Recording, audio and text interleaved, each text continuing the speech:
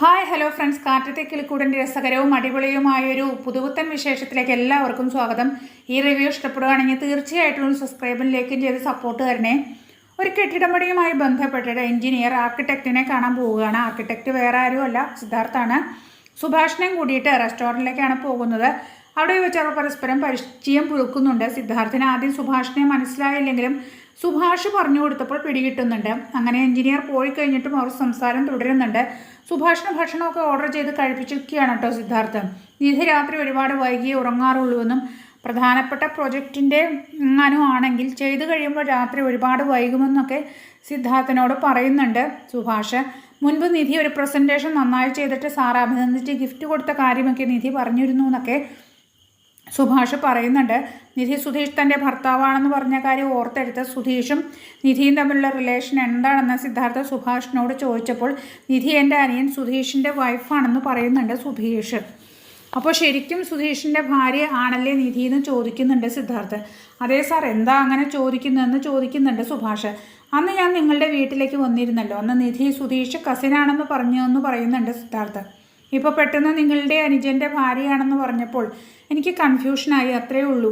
ഞങ്ങൾ ഓഫീസിൽ വെച്ച് പേഴ്സണൽ കാര്യങ്ങളൊന്നും പറയാറില്ല. അന്ന് നിധിയുടെ കസിനാണ് സുധീഷ് എന്നാണ് ഞാൻ വിചാരിച്ചിരുന്നത് എന്ന് പറയുന്നുണ്ട് സിദ്ധാർത്ഥ്. അന്ന് എന്താ നിധി അങ്ങനെ പറഞ്ഞതെന്ന് ചോദിക്കുന്നുണ്ട് സിദ്ധാർത്ഥ്. പെട്ടെന്ന് ടെൻഷൻ ആകുന്നുണ്ട് സുഭാഷിന്. ഞാൻ പേഴ്സണൽ കാര്യങ്ങളൊന്നും ചോദിക്കാൻ പാടില്ലായിരുന്നു. നിധി ഒന്ന് പറയുന്നു, സുഭാഷ് വേറൊന്ന് പറയുന്നു. എന്താണെന്ന് എനിക്ക് മനസ്സിലാകുന്നില്ല എന്ന് പറയുന്നുണ്ട് സിദ്ധാർത്ഥ്. സാർ, അവർ ഹസ്ബൻഡും വൈഫും ആണെന്ന് പുറത്തങ്ങനെ പറയാറില്ല. പേരിന് മാത്രം ഭാര്യയും ഭർത്താവുമാണ്. നിധി സുഭാഷ് ഭർത്താവാണെന്ന് പറയാൻ മതിയുണ്ടായിരിക്കും. അതുകൊണ്ടായിരിക്കും അന്ന് നിധി സാറിനോട് സുധീഷ് കസിനാണെന്ന് പറഞ്ഞതെന്ന് പറയുന്നുണ്ട് സുഭാഷ്. ഇറ്റ്സ് ഓക്കെ ബ്രദർ, പറയാൻ ബുദ്ധിമുട്ടാണെങ്കിൽ പറയണ്ടെന്ന് പറയുന്നുണ്ട് സിദ്ധാർത്ഥ്. അങ്ങനെയൊന്നും ഇല്ല സാർ, അവരുടെ കല്യാണം അപ്രതീക്ഷിതമായി നടന്നതാണ്. അതുകൊണ്ടാണ് അവർ നാട്ടുകാരുടെ മുമ്പിൽ ഭാര്യയും ഭർത്താവുമായി ജീവിക്കുന്നത്. അതറിയാത്തവരുടെ മുമ്പിൽ കല്യാണം കഴിഞ്ഞവരാണ് എന്നുള്ള കാര്യം പറയില്ല. ഇത് കേട്ട് സിദ്ധാർത്ഥ് ചോദിക്കുന്നുണ്ട്, അതെന്താ അങ്ങനെ? അവരവരുടെ ഇഷ്ടമില്ലാതെ കല്യാണം നടത്തിയതാണോ? നിധി നിങ്ങളുടെ റിലേറ്റീവും കൂടിയല്ലേ? പെട്ടെന്ന് അല്ല സാറിന് സുഭാഷ് പറയുന്നുണ്ട് കേട്ടോ. എന്നോട് പറയാൻ പറ്റാത്തതാണെങ്കിൽ ഞാൻ നിർബന്ധിക്കില്ല എന്ന് പറയുന്നുണ്ട് സിദ്ധാർത്ഥ്. ഇത് കേട്ട് സാറിനോട് പറയുന്നത് കൊണ്ട് എന്താ? നിധിയോട് അടുപ്പമുള്ള ആളല്ലേ, മാത്രമല്ല സാറിന് എനിക്ക് അനിയനെ പോലെയാണ് എന്നൊക്കെ പറഞ്ഞ് നടന്ന കാര്യങ്ങൾ മുഴുവൻ പറയുന്നുണ്ട് സുഭാഷ് സിദ്ധാർത്ഥിനോട്. അങ്ങനെ സിദ്ധീഷിൻ്റെയും നിധിയുടെയും കല്യാണം നടക്കാനുണ്ടായ സാഹചര്യവും നിധി കിളിക്കൂട്ടിൽ വന്ന കഥയും ഒക്കെ പറയുന്നുണ്ട് സുഭാഷ്. ഏറ്റവും അവസാനം നിധി ഡിവോഴ്സിനായി ശ്രമിക്കുന്ന കാര്യവും പറയുന്നുണ്ട്. ഇതൊക്കെ സിനിമാ കഥ പോലെ ഉണ്ടല്ലോ എന്ന് പറയുന്നുണ്ട് സിദ്ധാർത്ഥ് ഇതൊക്കെ കേട്ട് കഴിഞ്ഞതിന് ശേഷം. പക്ഷേ ഞങ്ങൾക്ക് വിശ്വാസമുണ്ട് സാർ, എന്നെങ്കിലും ഒരിക്കൽ അവർ ഒന്നിച്ച് ജീവിക്കുമെന്ന്. അവർ ഭാര്യ ഭർത്താക്കന്മാരുമായി സന്തോഷത്തോടെ ജീവിക്കുമെന്ന് സാർ നോക്കിക്കോ, അവർ ഉറപ്പായും ഒന്നിക്കും എന്നൊക്കെ പറയുന്നുണ്ട് സുഭാഷ്. നിധി നല്ല കുട്ടിയാണ്, അതോടൊപ്പം സുഭാഷ് നല്ലവനാ. അവർ ഒരുമിച്ച് കണ്ടാൽ ഞങ്ങൾക്കതിൽ പരം എന്ത് സന്തോഷമാണുള്ളതെന്ന് പറയുന്നുണ്ട് സുഭാഷ്. അത് കേട്ട് പുഞ്ചിരിച്ച സിദ്ധാർത്ഥിനോട് സാർ എന്താ പറയുന്നത്, അവർ ഒരുമിച്ച് ജീവിക്കണ്ടേ എന്ന് ചോദിക്കുന്നുണ്ട് സുഭാഷ്. ഇത് കേട്ടും സിദ്ധാർത്ഥ പുഞ്ചിരിക്കുന്നുണ്ട്. പിന്നീട് വിഷമത്തോടെ തോമസ് ചേട്ടൻ്റെ അരികിലെത്തുന്നുണ്ട് സുധീഷ്. നിധിയെ നഷ്ടപ്പെടുമെന്നോർത്ത് തൻ്റെ ഹൃദയം നുറുങ്ങുകയാണെന്നുള്ള സത്യം സുധീഷ് അയാളുമായി പങ്കുവയ്ക്കുന്നുണ്ട്. അതിനിപ്പോൾ എന്താ ഉണ്ടായേ, അങ്ങനെയൊക്കെ തോന്നാനുണ്ടായ കാരണം എന്താണെന്ന് സുധീഷിനോട് തോമസ് ചേട്ടൻ ചോദിച്ചപ്പോൾ സിദ്ധാർത്ഥ നിധിയെ സ്നേഹിക്കുന്നുവെന്നും സിദ്ധാർത്ഥ അവളെ ശല്യപ്പെടുത്തുന്നു എന്നുള്ള കാര്യവും ഒക്കെ പറയുന്നുണ്ട് സുധീഷ്. നിധിക്ക് ഗിഫ്റ്റ് കൊടുത്ത കാര്യവും അത് കിസിങ് സ്മൈലും ഒക്കെ വെച്ച് സ്റ്റാറ്റസ് ആക്കി ഇട്ട കാര്യവും ഒക്കെ അയാൾ പറയുന്നുണ്ട് കേട്ടോ.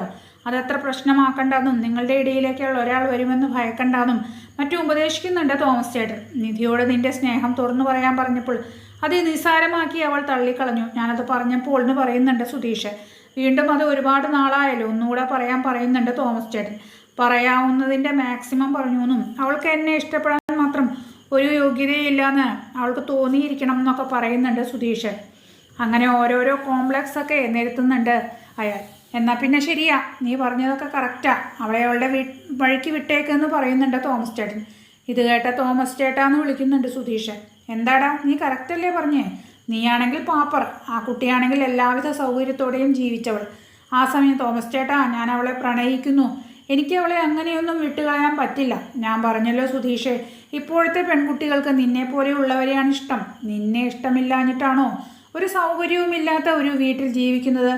ആ കുട്ടിക്ക് നിന്നെ ഒരുപാട് ഇഷ്ടമാണ്. നീ വേണമെങ്കിൽ നോക്കിക്കോ, അധികം വൈകാതെ നിന്നോട് വന്ന് പറയും എനിക്ക് സുധീഷിനെ ഒരുപാട് ഇഷ്ടമാണെന്ന്. ഏയ്, അങ്ങനെയൊന്നും ഉണ്ടാകില്ല തോമസ് ചേട്ടാ. എങ്ങനെ ഉണ്ടാകാനാ? എനിക്ക് നല്ല വിഷമമുണ്ട്. വേറെ ഓരോന്നും ഓർത്ത് ഞാൻ ഇത്രയും വിഷമിച്ചിട്ടില്ല.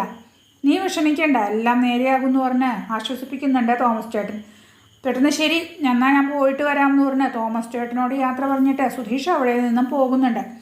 ഓഫീസിൽ ടൈം കഴിഞ്ഞ് ഉറങ്ങാൻ നിന്ന ദിവ്യയും നിധിയെയും നിങ്ങൾ വെയിറ്റ് ചെയ്യണമെന്നും ഇവിടെ വർക്കുണ്ടെന്നും പറഞ്ഞ് സിദ്ധാർത്ഥ പിടിച്ചു നിർത്തുന്നുണ്ട്. ശരി സാറിന് ദിവ്യ പറയുമ്പോൾ നിധി ആലോചിച്ചിരിക്കുകയാണ്. എന്ത് വർക്കാണെന്ന് നിധി ചോദിക്കുമ്പോൾ അറിയില്ലെന്ന് പറയുന്നുണ്ട് ദിവ്യ. തുടർന്ന് സ്റ്റാഫുകളൊക്കെ പോയിട്ടും അവർക്ക് അവിടെ നിൽക്കേണ്ടി വരികയാണ്. വൈകുന്ന കണ്ട ദിവ്യ, നിധി ഒരുപാട് വൈകുകയാണല്ലോ, ഇനിയും താമസിച്ചാൽ ഹോസ്റ്റലിൽ എനിക്ക് ഫുഡ് കിട്ടില്ല എന്ന് പറയുന്നുണ്ട്. ശരി, ഞാൻ ചെന്ന് അന്വേഷിച്ചിട്ട് വരാമെന്ന് പറഞ്ഞ് നിധി സിദ്ധാർത്ഥിൻ്റെ ക്യാബിനിലേക്ക് പോകുന്നുണ്ട്. സിദ്ധാർത്ഥ് ഒരുപാട് ലേറ്റാകുന്നു, ഇനിയും വൈകിയാൽ ദിവ്യയ്ക്ക് ഹോസ്റ്റലിൽ നിന്ന് ഫുഡ് കിട്ടില്ല എന്ന് പറയുന്നുണ്ട്. എന്നാൽ ശരി, ദിവ്യയോട് പോയിക്കോളാൻ പറ, ദിവ്യയോട് നാളെ ഞാൻ സംസാരിച്ചോളാം, പക്ഷേ നിധി വെയിറ്റ് ചെയ്യണം എന്ന് പറയുന്നുണ്ട് സിദ്ധാർത്ഥൻ. നിധി എന്ന ദിവ്യയോട് പോയിക്കോളാനും നാളെ സംസാരിക്കാമെന്ന് പറഞ്ഞു എന്നും പറയുന്നുണ്ട്. എന്നോട് വെയിറ്റ് ചെയ്യാനും പറഞ്ഞു എന്ന് പറയുന്നുണ്ട്. ദിവ്യ പോയി കഴിഞ്ഞപ്പോൾ നിധി മാത്രം അവിടെ ഇരിക്കുന്നുണ്ട്. 6 മണിയാകാറായിട്ടും സിദ്ധാർത്ഥ് വരുന്നില്ല. പെട്ടെന്ന് ക്യാബിനിൽ നിന്ന് ഇറങ്ങിപ്പോകുന്ന സിദ്ധാർത്ഥിനെ നിധി കാണുന്നുണ്ട്. സിദ്ധാർത്ഥ് എന്ന് വിളിച്ച നിധി പിറകെ ചെല്ലുന്നുണ്ട്. എന്നിട്ട് എന്താ വർക്കെന്നും ചോദിക്കുന്നുണ്ട് നിധി വെയിറ്റ് ചെയ്യുക, പ്രധാനപ്പെട്ട വർക്കാണ്, ഞാൻ പറയാമെന്ന് പറയുന്നുണ്ട്. അങ്ങനെ പറഞ്ഞ് സിദ്ധാർത്ഥ അവിടെ നിന്ന് പോകുമ്പോൾ നേരെ ഒരുപാടായല്ലോ. സിദ്ധാർത്ഥ എന്ത് വർക്കാണാവോ ഏൽപ്പിക്കാൻ പോകുന്നതെന്ന് വിചാരിച്ച് നികേഷിന് ഫോൺ ചെയ്യുന്നുണ്ട് നിധി.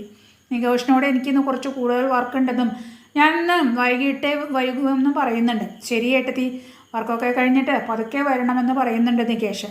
കുറച്ച് സമയത്തിന് ശേഷം അവിടേക്ക് വന്ന സിദ്ധാർത്ഥ ദിവ്യ പോയോ എന്ന് ചോദിക്കുന്നുണ്ട്. ദിവ്യ എപ്പോഴേ പോയി, സിദ്ധാർത്ഥ ഇതുവരെ വർക്ക് എന്താണെന്ന് പറഞ്ഞില്ലല്ലോ എന്ന് പറയുന്നുണ്ട് നിധി. അതൊന്നുമില്ല നിധി, എനിക്ക് നിധിയോട് തനിച്ച് സംസാരിക്കാനുണ്ട്. എവിടെയെങ്കിലും വിളിച്ചാൽ മാഡം വരില്ലല്ലോ, അതുകൊണ്ടാണ് എല്ലാവരും പോയി കഴിഞ്ഞാൽ സംസാരിക്കാമെന്ന് വെച്ചത്. 1 മിനിറ്റ് എന്ന് പറഞ്ഞ് സിദ്ധാർത്ഥ നിധിക്ക് അരികിലേക്ക് ഇരിക്കാൻ തുടങ്ങുമ്പോൾ നിധി എഴുന്നേൽക്കുന്നുണ്ട്. നിധിയുടെ കൈക്ക് പിടിക്കുകയാണ് സിദ്ധാർത്ഥ. എന്നിട്ട് ഇരിക്കാനും പറയുന്നുണ്ട്. ടെൻഷനോടെ കൈ തട്ടി മാറ്റി നിധി അവിടേക്ക് ഇരിക്കുമ്പോൾ നിധി ടെൻഷൻ അടിക്കേണ്ട, എനിക്കൊരു കാര്യം പറയാനുണ്ടെന്ന് പറയുന്നുണ്ട് സിദ്ധാർത്ഥ. പെട്ടെന്ന് എനിക്ക് പോകണമെന്ന് നിധി പറഞ്ഞപ്പോൾ നിധിയോട് സംസാരിക്കാനുണ്ടെന്നല്ലേ പറഞ്ഞതെന്ന് പറയുന്നുണ്ട് സിദ്ധാർത്ഥ. എന്താണെങ്കിലും നാളെ സംസാരിക്കാമെന്ന് പറയുന്നുണ്ട് നിധി. എന്തിനാ ഇങ്ങനെ ഭയക്കുന്നതെന്ന് മനസ്സിലാകുന്നില്ല. ടെൻഷനോടെ ബാഗ് എടുത്ത് സിദ്ധാർത്ഥ ഞാൻ പോകുക എന്ന് പറയുമ്പോൾ 10 മിനിറ്റ് പ്ലീസ് എന്ന് പറയുന്നുണ്ട് സിദ്ധാർത്ഥ. നിധി പ്ലീസ് 10 മിനിറ്റ് എടുക്കൂ, ഇരിക്കേ എന്ന് പറയുന്നുണ്ട് നിധിയോട്. ഇത് കേട്ട് നിധി ഇരിക്കുമ്പോൾ എനിക്ക് നിധി ഒരുപാട് ഇഷ്ടമാണ്. ഇത് കേട്ട് നിധി സിദ്ധാർത്ഥിനെ ദേഷ്യത്തോടെ നോക്കുമ്പോൾ യെസ് നിധി, നീ സ്മാർട്ടാണ്, ബുദ്ധിമതിയാണ്, നിന്നെ ജോലിക്കെടുത്ത ആ ദിവസം തന്നെ എനിക്ക് ഒരുപാട് ഇഷ്ടപ്പെട്ടു. ഒരുപാട് ജോലി ചെയ്യുന്ന പെൺകുട്ടികളെ എനിക്കിഷ്ടമാണ്, പക്ഷേ നിധി എനിക്ക് സ്പെഷ്യലാണെന്ന് പറയുന്നുണ്ട് സിദ്ധാർത്ഥ. പെട്ടെന്ന് സിദ്ധാർത്ഥ് ഇങ്ങനെയൊന്നും സംസാരിക്കരുതെന്ന് പറഞ്ഞ് നിധി അവിടെ നിന്ന് പോകാൻ തുടങ്ങുമ്പോൾ എന്താ നിധി, ഇഷ്ടപ്പെട്ട പെൺകുട്ടിയെടുത്തെടുത്ത് ഇഷ്ടമാണെന്ന് പറയുന്നത് തെറ്റാണോ എന്ന് ചോദിക്കുന്നുണ്ട് സിദ്ധാർത്ഥ.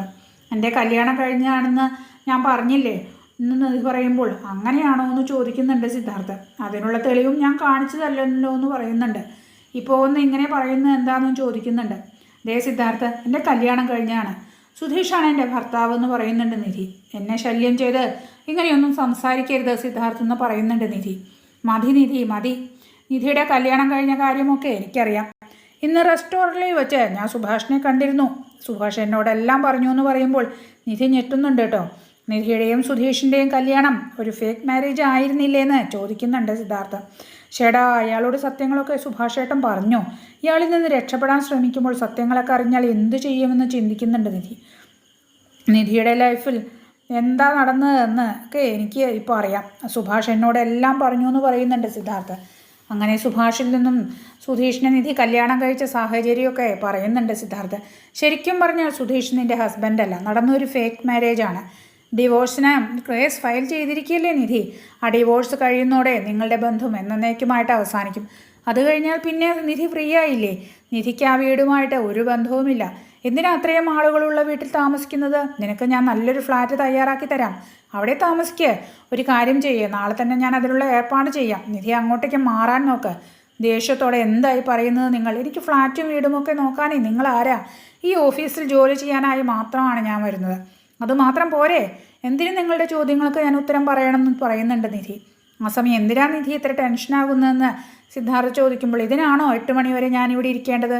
ഞാൻ എവിടെ താമസിച്ചാലും നിങ്ങൾക്കെന്താ? ഞങ്ങളുടെ കല്യാണം കഴിഞ്ഞെന്ന് പറഞ്ഞതിന് ശേഷവും നിങ്ങൾ എന്തൊക്കെയാണ് പറയുന്നത്? ഞാൻ പറഞ്ഞത് സത്യമല്ലേ എന്ന് ചോദിക്കുമ്പോൾ സത്യം. അങ്ങനെ ആയിക്കോട്ടെ, പക്ഷേ എൻ്റെ സിറ്റുവേഷൻ ഒന്നും പറയേണ്ട ആവശ്യമൊന്നും എനിക്കില്ല. This is my personal matters എന്ന് പറയുന്നുണ്ട് നിധി. നിങ്ങളിതിൽ അനാവശ്യമായി ഇടപെടരുത്. എൻ്റെ കല്യാണം എങ്ങനെയോ നടക്കട്ടെ, പക്ഷേ എൻ്റെ കല്യാണം കഴിഞ്ഞതാണ്. സുധീഷാണ് എൻ്റെ ഹസ്ബൻഡ്. സുധീഷിനെ ഞാൻ എൻ്റെ ഹസ്ബൻഡായിട്ടാണ് കാണുന്നത്. ഓ ശരി ശരി, സുധീഷ് എൻ്റെ ഹസ്ബൻഡാണ്. എങ്കിൽ എന്തിനാണ് ഡിവോഴ്സിന് അപ്ലൈ ചെയ്തതെന്ന് ചോദിക്കുന്നുണ്ട് സിദ്ധാർത്ഥ്. അത് ഞങ്ങളുടെ പ്രശ്നമാണ്, അത് ഞങ്ങൾ നോക്കിക്കോളാം. അങ്ങനെ പറഞ്ഞ് നിധി ബാഗുമെടുത്ത് പോകാൻ തുടങ്ങുമ്പോൾ നിധി നിൽക്ക പ്ലീസ് എന്ന് പറയുന്നുണ്ട്. നിധിയുടെ മുന്നിലേക്ക് കയറി നിന്നിട്ട് സിദ്ധാർത്ഥ മാറി നിൽക്കുന്ന നിധി പറഞ്ഞപ്പോൾ ഒരു മിനിറ്റ് എന്ന് പറഞ്ഞുകൊണ്ട് അവിടെ നിൽക്കുന്നുണ്ട് സിദ്ധാർത്ഥ. വഴിയിൽ നിന്ന് മാറാൻ ഒന്നും കൂടെ ദേഷ്യത്തോടെ പറയുന്നുണ്ട് നിധി. എന്താ നിധി, ഞാൻ സത്യം അറിഞ്ഞുകൊണ്ടാണോ എന്നോട് ഇങ്ങനെ പെരുമാറുന്നത്? അതൊന്നും എനിക്കൊരു പ്രശ്നമല്ല, ഇതൊരു ഡ്രാമ കല്യാണം അല്ലേ. അവനെ വേണ്ടാന്ന് നോക്കിയേ, ഞാൻ നിധിയെ മാരേജ് ചെയ്തോളാം. സെക്കൻഡ് മാരേജ് ആണെന്ന് ഞാൻ ചിന്തിക്കുക കൂടിയില്ല. ഇത് നടന്ന മാരേജ് നമുക്ക് നോക്കാം. ദേഷ്യത്തോടെ സിദ്ധാർത്ഥിനെ നോക്കി അവിടെ നിന്ന് പോകാൻ നോക്കുന്നുണ്ട് നിധി. വീണ്ടും പിന്നാലെ ചെന്ന് എന്നോട് എന്തിനാ ഇത്രയും ദേഷ്യം എന്ന് ചോദിച്ച് നിധിയെ ഡ്രോപ്പ് ചെയ്യാമെന്നും പറയുന്നുണ്ട് സിദ്ധാർത്ഥ. നിങ്ങൾ ഡ്രോപ്പ് ചെയ്യുമൊന്നും വേണ്ടാന്നും ഇനിയും ലിമിറ്റ് ക്രോസ് ചെയ്താൽ ഞാൻ എന്തെങ്കിലുമൊക്കെ പറയുമെന്നും പറഞ്ഞ് പോകാനൊരുങ്ങുമ്പോൾ നിധിയെ തടഞ്ഞ് ഒരുപാട് ലേറ്റായെന്ന് നിധി തനിച്ചു പോകുകയാണല്ലോ എന്ന് ഓർത്ത് വിഷമിച്ചാ പറയുന്നതെന്നും പറയുന്നുണ്ട് സിദ്ധാർത്ഥ. ഇത് കേട്ട് നിങ്ങൾ എന്തിനാ വിഷമിക്കുന്നത്? നിങ്ങൾ എൻ്റെ ആരാ? നിങ്ങൾ ഈ കമ്പനിയിലെ ബോസ്, ഞാൻ ഈ കമ്പനിയിൽ ജോലി ചെയ്യുന്ന വെറും ഒരു സ്റ്റാഫ്. അത്രയേ ഉള്ളൂ നമ്മൾ തമ്മിലുള്ള ബന്ധം. നിങ്ങൾ സങ്കല്പിച്ചുണ്ടാക്കുന്ന എല്ലാ ചോദ്യങ്ങൾക്കും ഉത്തരം പറയേണ്ട ബാധ്യതയൊന്നും എനിക്കില്ല. എൻ്റെ വീട്ടിൽ പോകേണ്ടത് എങ്ങനെയാണെന്ന് എനിക്കറിയാം. അങ്ങനെ സിദ്ധാർത്ഥിന് ചുട്ട മറുപടി കൊടുത്തത് നിധി അവിടെ നിന്നും പോകുന്നുണ്ട് കേട്ടോ. ഇത് കണ്ട് വളരെ വിഷമത്തോടെ തന്നെ നിധിയെ തന്നെ നോക്കി നിൽക്കുന്നുണ്ട് സിദ്ധാർത്ഥ്.